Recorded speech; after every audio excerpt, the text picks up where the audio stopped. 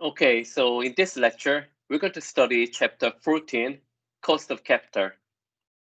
So what is the cost of capital? Where a firm has its assets, which reflects all the accumulated investment projects. And the firm finances its investment projects by issuing or selling securities such as stocks and bonds to its investors. And these financing activities are reflected on the right side of the balance sheet, which is a focus in this lecture. When investors buy securities, they demand returns for bearing risk associated with the future cash flows from the firm. So the required return demanded by the firm's investors from the firm's perspective is a cost of capital. Broadly speaking, there are two types of capital: debt and equity capital.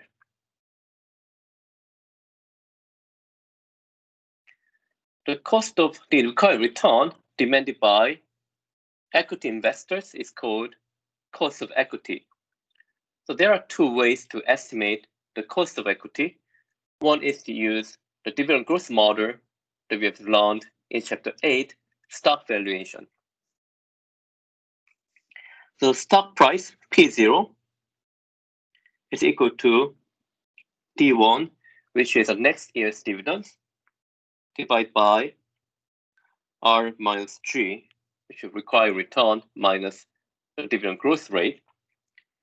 So if we rearrange this to solve for R, then we're going to get D1 over P0 plus G. So this is our estimate of cost of equity, which is equal to the forward dividend yields plus the dividend growth rate. An alternative or more modern approach to estimating the cost of equity is to use the capital asset pricing model, or the CAPM.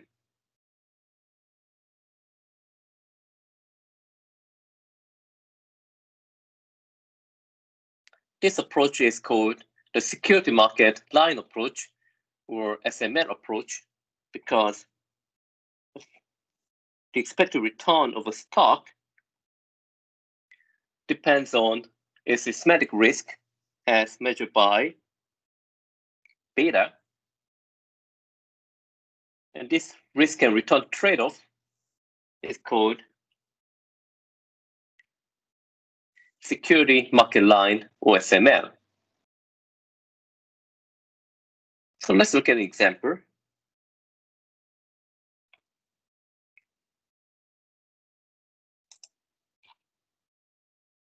So suppose that your company is expected to pay a dividend of $1.50 per share next year, and there has been a steady growth in dividends of 5.1% per year, and the market expects that to continue. And the current price is $25. So D1 is 1.50. The G is 5.1%. The P0 is $25. So the cost of equity is 1.50 over 25 plus 0.051. So this is equal to 11.1%. So this is our estimate of cost of equity. So when you use the dividend growth model to estimate the cost of equity in practice, the key input that you're going to have to first estimate is the future dividend growth rate. So how do we estimate the dividend growth rate? Well, one approach is to look at the past data. So you can estimate the growth rate by looking at the growth rate of dividends in the past.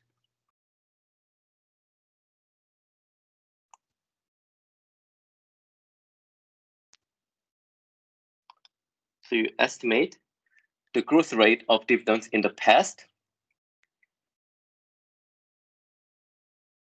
and then extrapolate it into the future. So in other words, you can compute the average growth rate of dividends in the past and use it in your model under the assumption that the future dividends will grow at the same rate as in the past.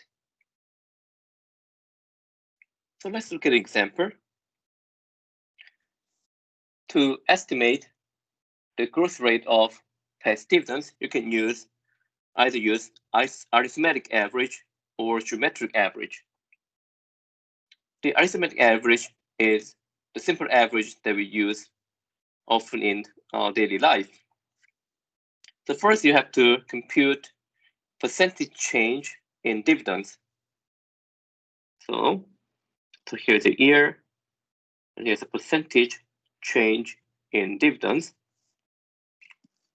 So from year 2013 to year 2014, the percentage change is 1.30 minus 1.23 divided by 1.23. So that is equal to 5.7%. So this is 5.7%. So you can compute this annual changes in dividends. So you're going to get for 2015, 4.6%,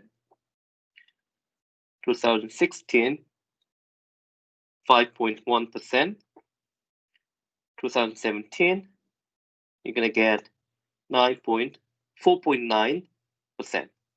4.9. Okay, so you can use this data to compute the arithmetic average.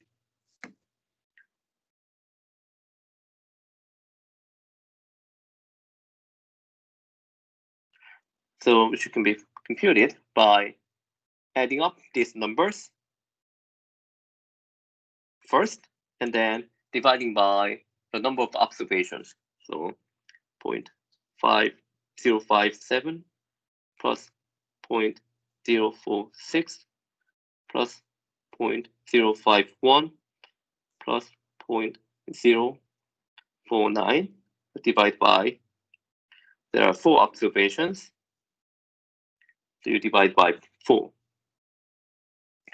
So the arithmetic average is 5.08%. Alternatively, you can use the geometric average. For this, you need the initial dividend and the final dividend. So let's draw a timeline. So for geometric,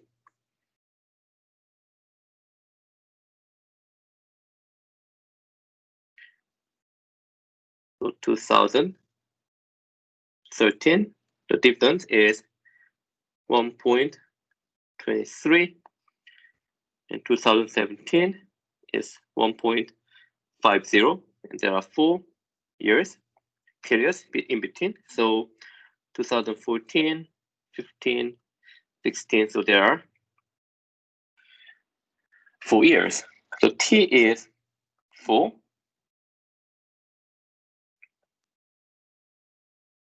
So you can use the future value formula here. The future value is equal to present value times 1 plus R to T, where we can use G instead of R for growth rate. And so this is equal to 1.50 is equal to 1.23 times 1 plus G to the 4th. And if you compute this, then you're going to get the G equal to 5.09%. So that is the geometric average.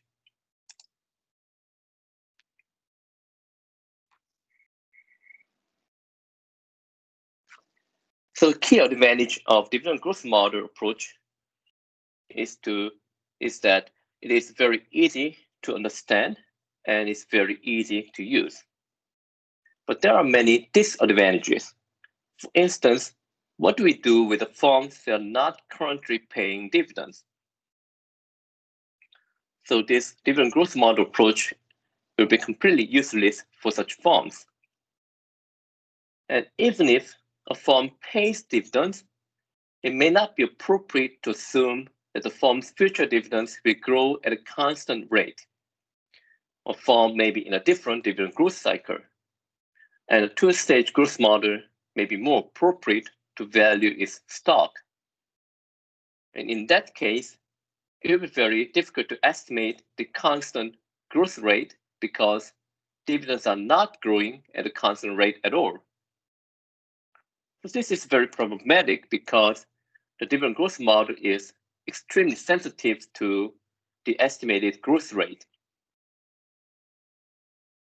But more importantly, this approach does not explicitly account for the risk associated with the cash flows from the firm. So now let's look at the alternative approach, which is the SML approach. So here's an example. Suppose your company has an equity beta of 0.58 and the current risk-free rate is 6.1%. If the expected market risk premium is 8.6%, then what is your cost of equity capital? Where we can use the CAPM. So risk-free rate plus equity beta times market risk premium. So risk-free rate is 6.1%. Beta is 0.58 times the market risk premium is 8.6%. So if you compute this, you're going to get 11.1%.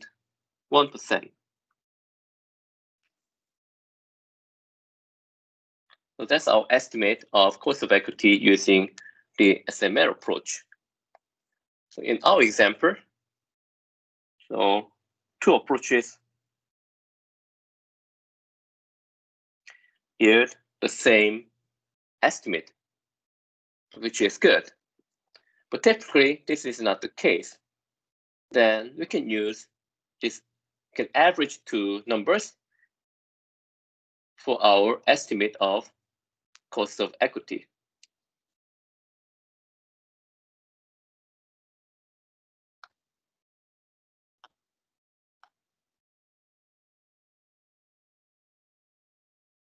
Okay, so the advantages of the SML approach to estimating cost of equity is that it explicitly adjusts for systematic risk.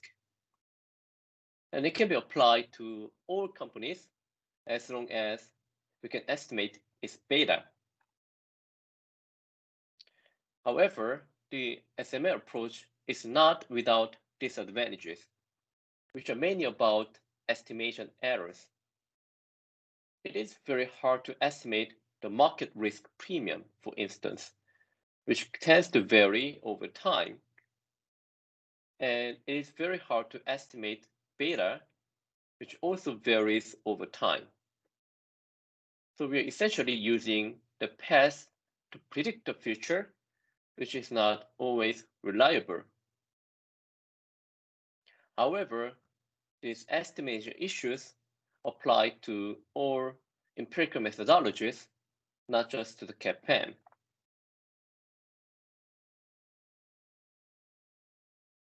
Okay, so let's move on to another type of firms financing, which is to issue debt securities, which are generically called bonds. So the required return demanded by bond investors is called cost of debt. We usually focus on long-term debt or bonds that have maturities left more than 10 years. The cost of debt can be estimated by what bond investors can expect to earn from investing in a bond. And it can be best estimated by the yield to maturity. The yield to maturity is the expected return that bond investors can earn by buying a bond and holding it to maturity. One very common mistake is to use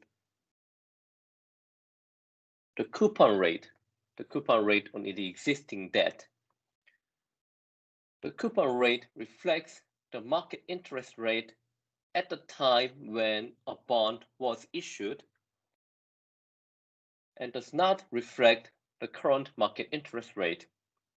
And yield to maturity is our best estimate of the market interest rate on bonds of similar risk characteristics. So let's look at an example. Suppose you have a bond issue currently outstanding that has 25 years left to maturity. The coupon rate is 9%, and the coupons are paid annually, semi-annually. The bond is currently selling for $908.72 per 1,000 bonds. What is the cost of debt?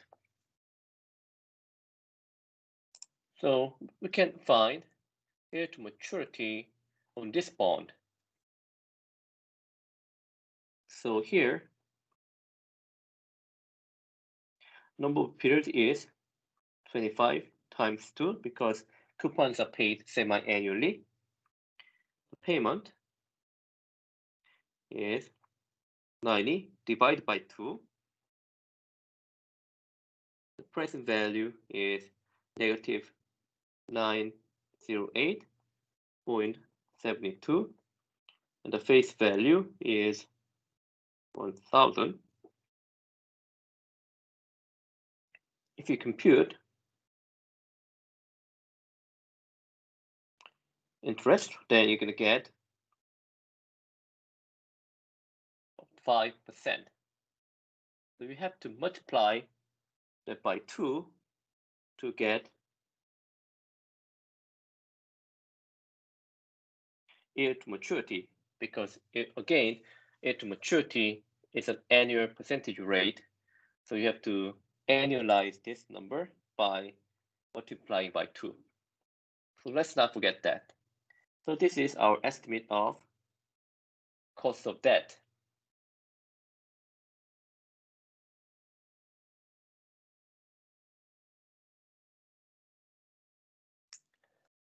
And sometimes a firm has a third type of financing, which is to issue preferred stocks.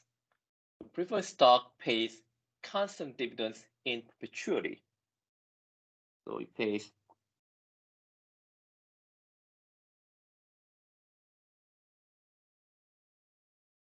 constant dividend D in perpetuity.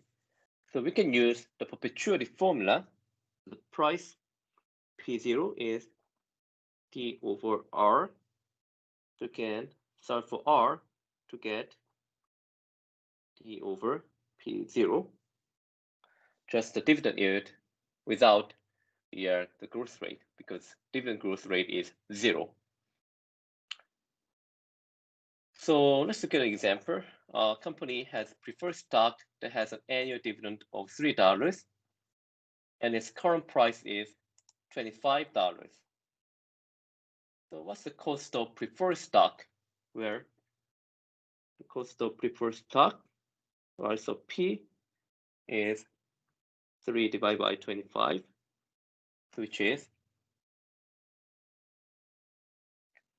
12%. So okay, so let's summarize. So we have debt.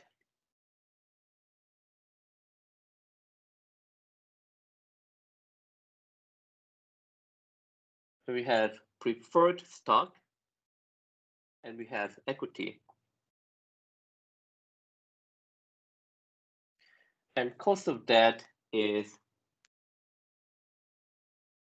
10%. So this is RD. And cost of preferred stock is RP is 12%. Now example. And cost of equity is 11.1%. So these are components cost of capital. So once we estimate each component cost of capital, we'd like to get an overall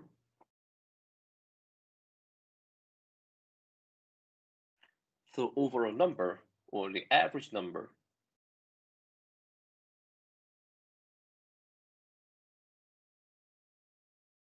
So this overall cost of capital is called weighted average cost of capital, or WACC.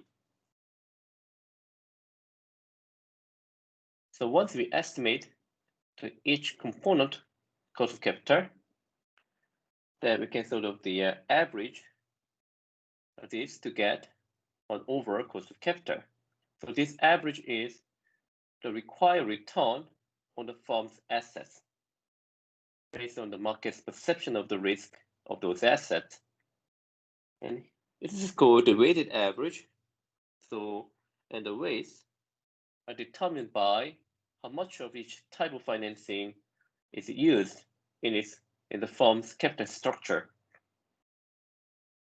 So let's get the notation straight. So if the firm uses only debt and equity capital, so here the market value of equity is E and the market value of debt is D. And the firm value, which is V, is D plus E. Okay. And the weights on that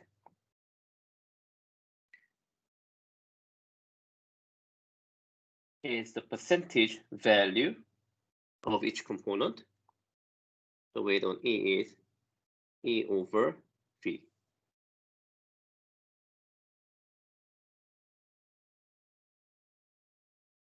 So simply the weights are given by the percentage value of each type of capital.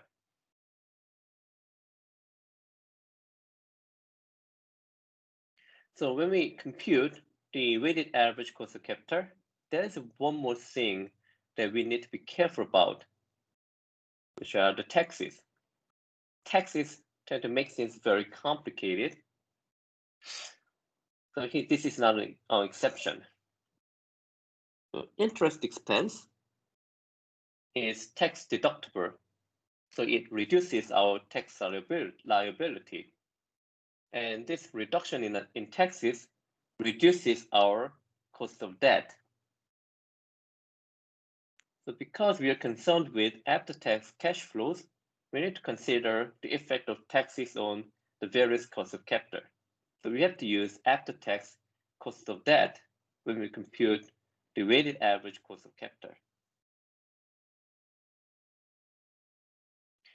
Unlike the interest expense, the dividend expense is not tax deductible, so there is no tax impact on the cost of equity. So it's just I sub E. So weighted average cost of capital is the weight on equity.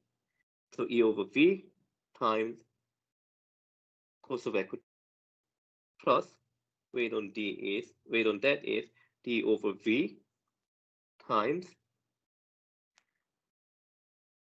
ID times 1 plus the tax rate. So this is the after-tax cost of debt. So if a firm uses preferred stock in its capital structure,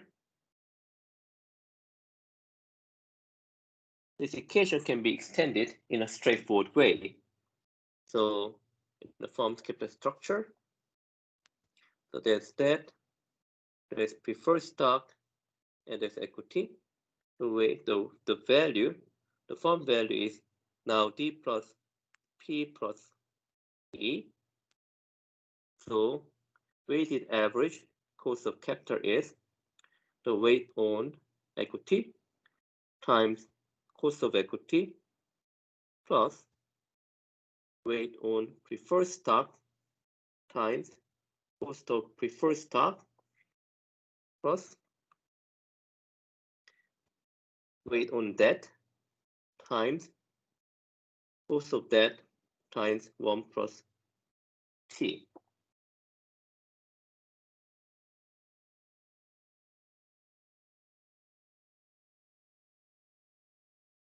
So let's look at an example to see how we can put all these things together.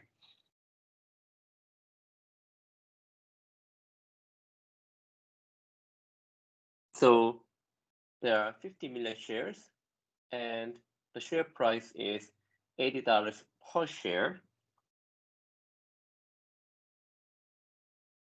So this gives us the value of equity. The value of equity is 50 million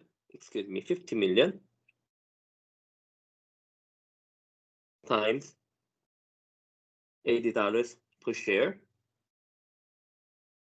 So this is going to be 5 billion. So that's the market value of equity. So we are given beta and the market risk premium and the risk-free rate. So it looks like we can estimate the cost of equity using the SML approach. So cost of equity, the risk-free rate times equity beta times market risk premium. So this is equal to 5% times 1.15 times the market risk premium is 9%.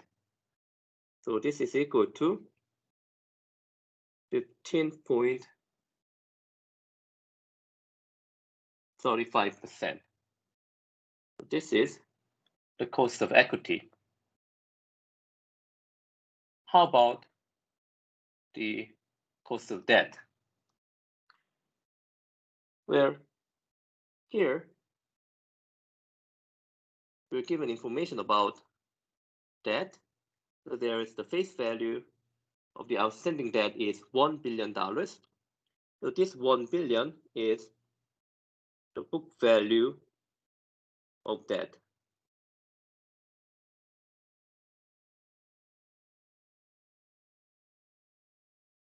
Okay, not the market value of debt.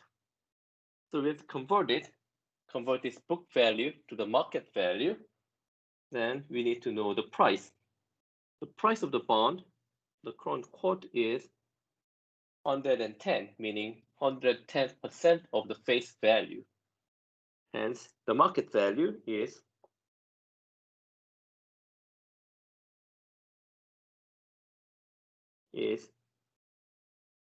1.1 billion. So this is D.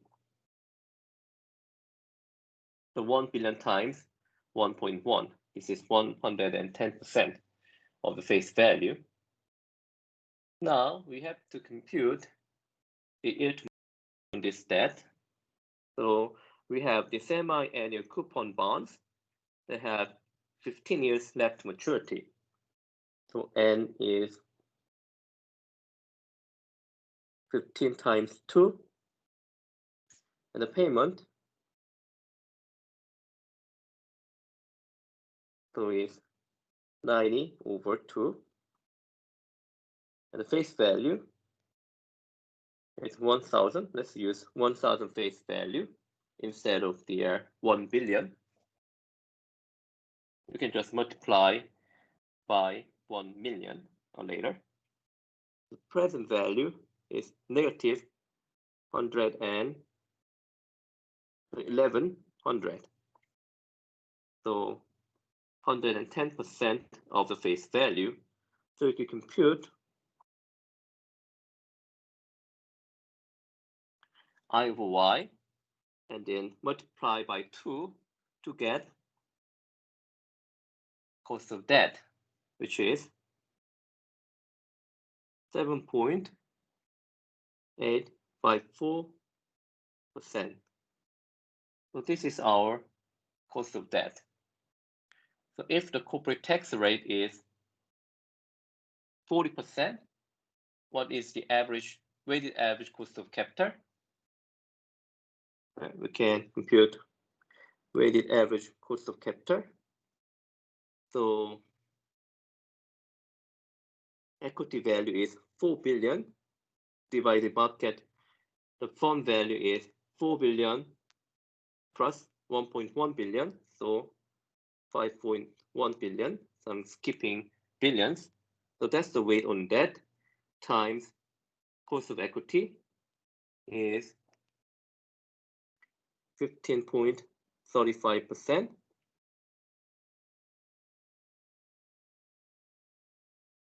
Plus the weight on debt, which is 1.1 over 5.1 billion, times cost of debt is 7.5854% times 1 plus tax rate, 1 minus 0.40.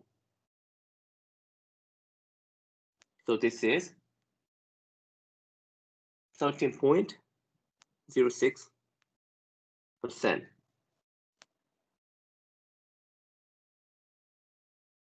So this is the weighted average cost of capital.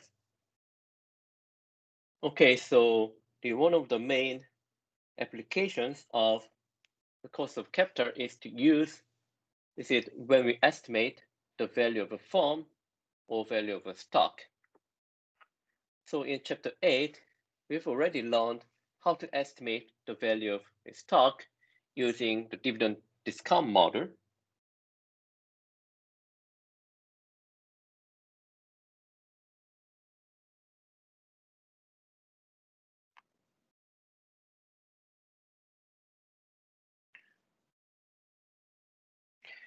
So the discount rate, that we have to use the cost of equity capital to discount future dividends.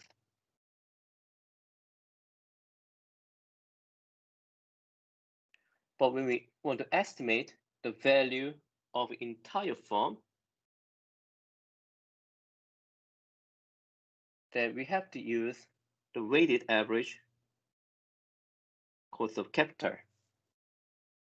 Because whether we estimate the value of the entire firm or the value of a stock, we have to match cash flows with appropriate cost of capital. So when we estimate the value of the entire firm, we have to use cash flow from asset and have to use the weighted average cost of capital to discount the future cash flow from assets. On the other hand, when we want to estimate the value of a stock, then we have to use its dividends, and we have to use the cost of equity capital to discount future dividends.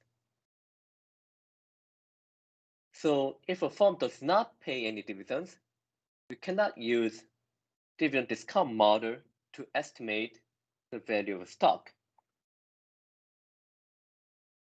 So in this case, we can alternatively estimate the value of an entire firm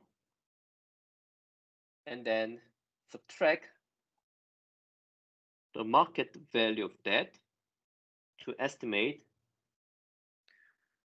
the value of equity. And then we can simply divide by the number of shares outstanding to get an estimate of the value of one share of stock. This is a very useful valuation technique because many young firms do not pay dividends, such as Tesla or Zoom, but we like to be able to value those companies anyway. And how about cash flows? In Chapter 10, we've learned how to estimate project cash flows, which is a cash flow from asset of a mini firm. In a similar way, we can estimate the entire firm's cash flow from assets. But we have to do one adjustment for the tax expense.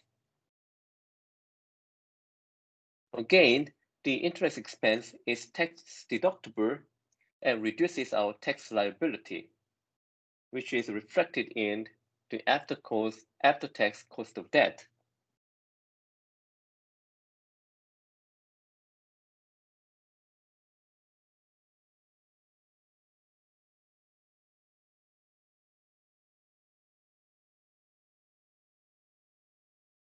Here,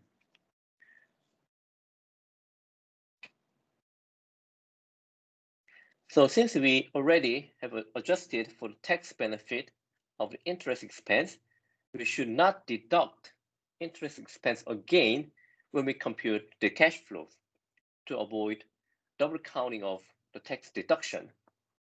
So we have to use adjusted taxes, which is the amount that will be paid if the firm were to use no debt. Then the adjusted cash flow from assets is going to be just the one that you compute by replacing the actual taxes with adjusted taxes in our usual formula. Okay, let's look at an example.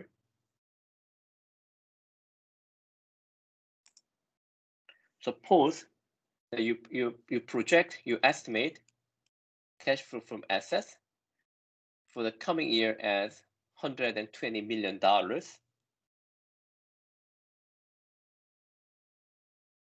And you think this amount will grow indefinitely at 5% per year. And you have estimated the firm's weighted average cost of capital to be 9%. Then what is the value of a firm today? So adjusted cash flow from asset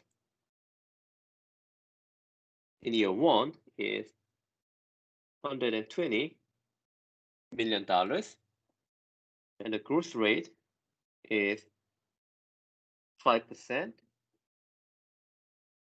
and the firm's weighted average cost of capital, which we use as a discount rate, is 9%. So we can use this constant growth or dividend growth model, except that here the cash flows are adjusted cash flow from assets instead of dividends, and the discount rate is weighted average cost of capital instead of cost of equity capital. The value of the firm, the V0, is cash flow from asset, adjusted cash flow from asset in the next year, divided by R minus G.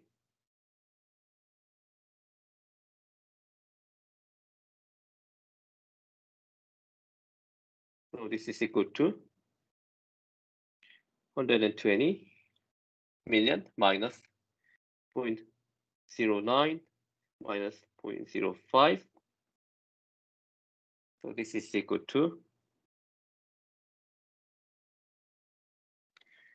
$3 million. Okay, another application of the cost of capital is to come up with an appropriate discount rate for capital budgeting analysis. But using the weighted average cost of capital for discount rate is only appropriate for projects that have the same risk as the firm's current operations. So if you're looking at a project that is more or less risky than the typical project the firm that undertakes, then we have to adjust the discount rate appropriately. So similarly, different divisions in a firm may have investment projects that have different risk profiles. So we have to use different discount rates for different divisions and for different projects. And so let's see what will happen if we were to use weighted average cost of capital for all projects, regardless of risk. So if we use the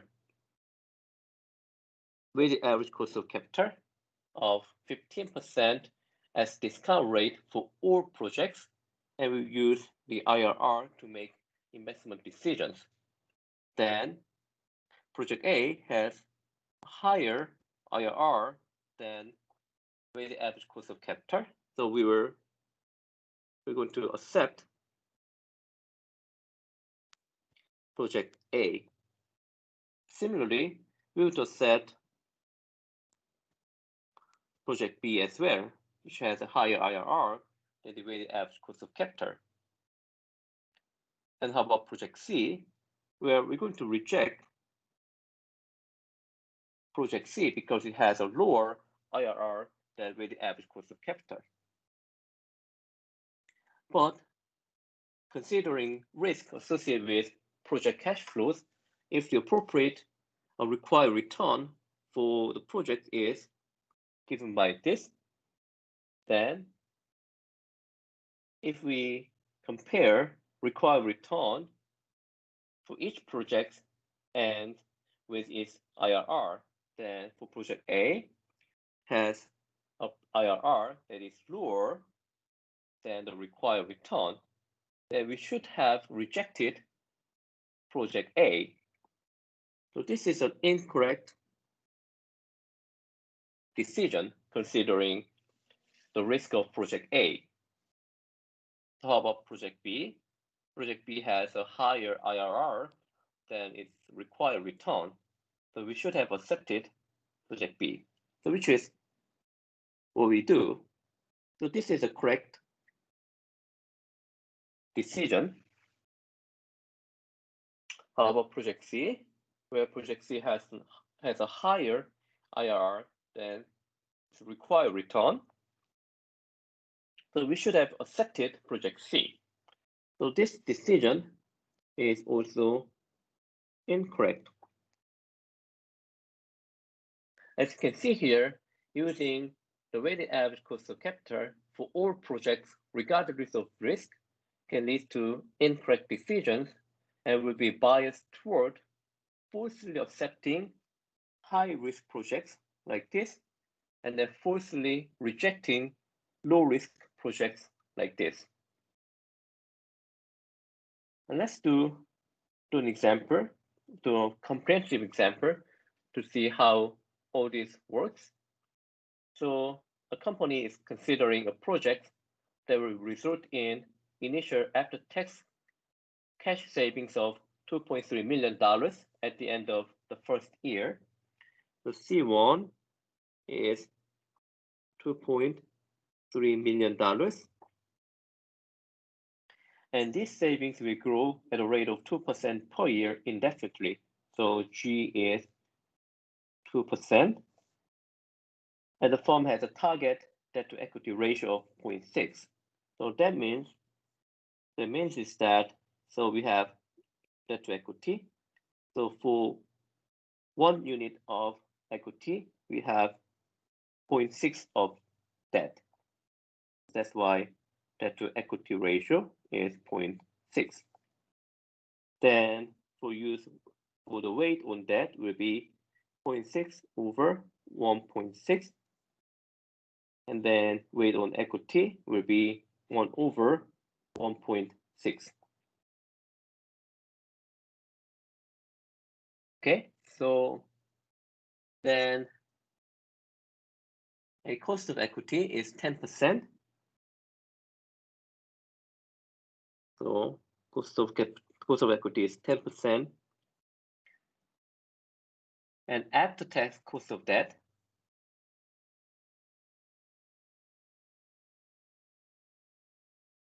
is 4.6%. The cost-saving proposal is somewhat riskier than the usual projects the firm undertakes. So management decides to use the subjective approach and applies an adjustment factor of plus 3% to the cost of capital for such risky projects. So adjustment factor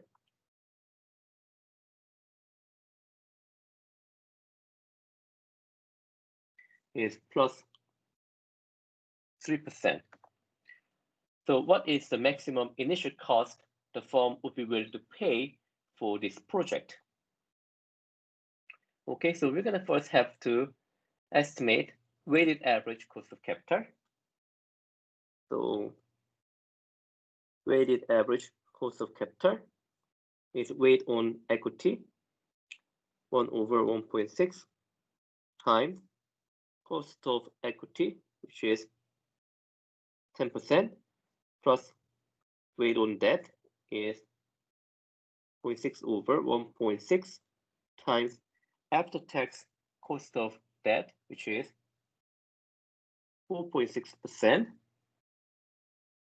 So if you compute this, the weighted average cost of capital will be 7.98%. Because this project is riskier than the usual project, and we're going to apply an adjustment factor of 3%. So for discount rate is 7.98% plus 3%. So this is, it's going to be 0.1098 or 10.98%. So that's the discount rate that we're going to use for this project. And then using this discount rate, we're going to compute the present value of these cash flows. So the present value is going to be 2.3 million divided by 0.1098 minus the growth rate is 0.02. So this is equal to $25.6 million. So that's the present value of these cash flows or the cost savings.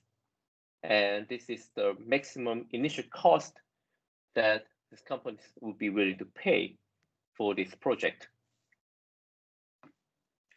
Okay, so this is all I will talk about in this lecture. Thank you for watching.